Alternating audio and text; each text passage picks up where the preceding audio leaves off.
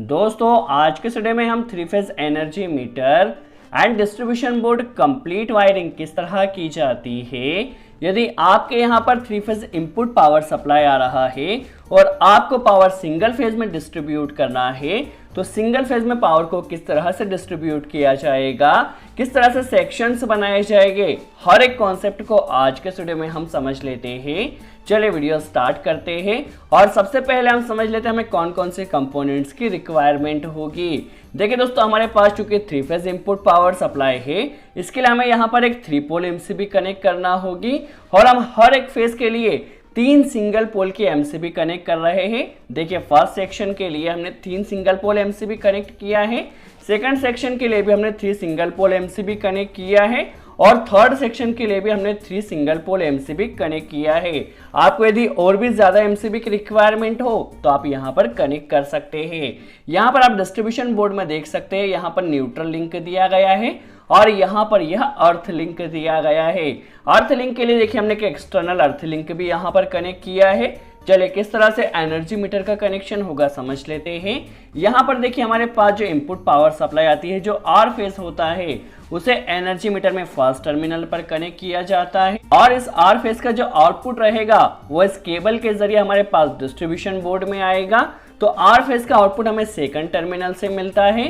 अब हम यहाँ पर वाई फेज को कनेक्ट कर लेते हैं। वाई फेज को यहाँ थर्ड टर्मिनल में कनेक्ट किया जाएगा। वाई फेज का जो आउटपुट रहेगा वो हमें यहाँ फोर्थ टर्मिनल से मिलेगा, जो कि इस केबल के जरिए डिस्ट्रीब्यूशन बोर्ड में आएगा। अब हम यहाँ पर बी फेज को कनेक्ट कर लेते हैं। बी फेज यहाँ पर फिफ्थ टर्मिनल में कनेक्ट किया जाएगा। बी फेज का जो आउटपुट रहेगा वो हमें सिक्स्थ टर्मिनल से यहाँ पर मिलने वाला है। अब हमें यहाँ पर न्यूट्रल का कनेक्शन करना है, तो न्यूट्रल को यहाँ 7th नंबर टर्मिनल पर कनेक्ट किया जाता है और न्यूट्रल का जो आउटपुट होता है वो हमें 8th टर्मिनल से मिलता है। तो यहाँ पर हमारे पास सिंपल सा three phase energy metre connection हो चुका है। अब डिस्ट्रीब्यूशन बोर्ड में किस तरह से पावर को डिस्ट्रीब्यूट किया जाएगा समझ लेते हैं। देखिए यहाँ पर हमारे पास जो आर फेज है उसे हम एमसीबी के फर्स्ट टर्मिनल पर कनेक्ट कर देते हैं, वाई फेज को सेकंड टर्मिनल पर और बी फेज को थर्ड टर्मिनल पर कनेक्ट कर देते हैं। यदि आपके पास एमसीबी 4 पोल की हो तो आप न्यूट्रल को भी एमसीबी में कनेक्ट कर सकते हैं। यदि 3 पोल की हो तो न्यूट्रल को फिर डायरेक्ट आप इस न्यूट्रल लिंक में कनेक्ट कर दीजिए। देखिए न्यूट्रल लिंक में हमने न्यूट्रल कनेक्ट कर दिया है। अब अर्थ लिंक में हमारे पास जो अर्थ वायर आएगा उसे अर्थ लिंक में हमने कनेक्ट कर दिया है। अब किस तरह से सेक्शंस में पावर को डिवाइड किया जाएगा समझ लेते हैं। सबसे पहले देखिए यहाँ पर हम आर फेज के लिए सेक्शन बना लेते हैं। तो आर फेज के लिए देखिए हम यहाँ पर इन 3 एमसीबी का सेक्शन बना रहे हैं। तो देखिए यहाँ पर आर फेज की पावर को जो इनपुट पावर सप्लाई है तीनों एमसीबी में इनपुट पर हमें कनेक्ट कर देना है। तो आर फेज के लिए सेक्शन यहाँ पर 3 एमसीबी का बन चुका है। अब वाई फेज के लिए देखिए यहाँ से हमें लेना है और वाई फेज के लिए इन 3 एमसीबी का यूज करना है। तो तीनों ही एमसीबी में इनपुट पावर सप्लाई का हमें यहाँ पर कनेक्शन कर देना है। अब बी फेज के लिए देखिए यहाँ से हमारे पास यह 3 एमसीबी यूज होगी। तो बी फेज के लिए यहाँ पर इन 3 एमसीबी में हमें पावर को इस तरह से इनपुट पावर सप्लाई का कनेक्शन कर देना है। देखिए हमारे पास तीनों फेजों के लिए इनपुट पावर सप्लाई का कनेक्शन हो चुका है।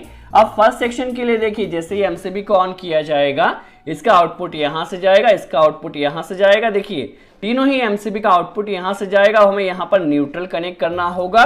तो न्यूट्रल हम डायरेक्ट यहाँ न्यूट्रल लिंक से ले जाते हैं। देखिए फर्स्ट सेक्शन में लाइन भी आ चुका है और न्यूट्रल भी आ चुका है और अर्थिंग का कनेक्शन हमें इस अर्थ कनेक्टर से करना होगा। तो अर्थिंग का कनेक्शन भी यहाँ पर हम कर देते हैं। देखिए हमारे फर्स्ट सेक्शन के लिए लाइन, न्यूट्रल और अर्थ का कनेक्शन हो चुका है। सेकंड सेक्शन के लिए भी सेम रहेगा। देखिए यहाँ से लाइन जाएगा हमारा, देखिए लाइन का कनेक्शन सिंपल होगा। न्यूट्रल हमें न्यूट्रल लिंक से डायरेक्ट कनेक्ट कर देना है। थर्ड जो सेक्शन है इसके लिए भी न्यूट्रल हम यहाँ पर कनेक्ट कर देते हैं। देखिए थर्ड सेक्शन का भी न्यूट्रल हमने कनेक्ट कर दिया है। थर्ड सेक्शन का जो लाइन रहेगा आपको जिस भी लोड को रन करना हो आप यहाँ से कनेक्ट कर सकते हैं और अर्थिंग आप यहाँ पर डायरेक्टली वहाँ ले जा सकते हैं। इस तरह से आप थ्री फेज एनर्जी मीटर का कनेक्शन भी कर सकते हैं और थ्री फेज पावर को सिंगल फेज में डिस्ट्रीब्यूट भी कर सकते हैं।